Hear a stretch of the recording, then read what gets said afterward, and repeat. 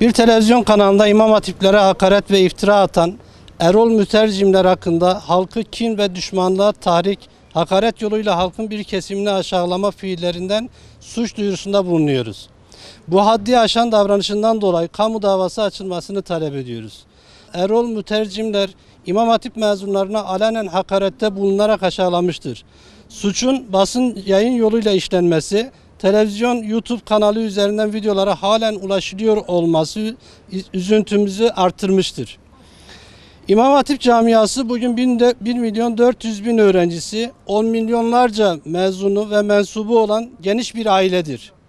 69 yıldır eğitim hayatına devam eden İmam Hatip okulları ülkemiz, milletimiz ve medeniyetimiz için çok değerli alimler, doktorlar, mühendisler, edebiyatçılar, siyasetçiler ve devlet adamları yetiştirmiştir.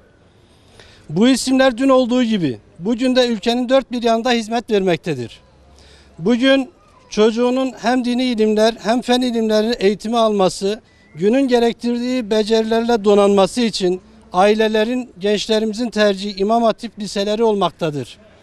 Son yıllarda program çeşitliliğine giden okullarımız öğrenciler için cazibe merkezi olmuştur.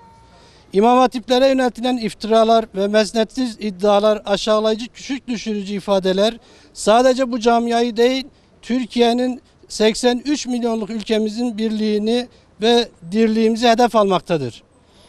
Ayrışma ve kamplaşmayı körükleyenler bilmediler ki bu davranış ülkemize yönelik kötü emel sahiplerinin değirmenine su taşımaktadır. İşte bu gerekçeyle camiamıza yönelik iğrenç aşağılık ithamlarda bulunan mütercimler hakkında kamu davası açılmasını ve bu iftiraların yanına kar kalmamasını istiyoruz. Suç duyurumuzun gereğini yapılacağına, ülkemizi, milletimizi, çocuklarımızı ve bugünlerimizi, yarınlarımızı hedefleyen bu tür davranışların cezasız kalmayacağına inanıyoruz.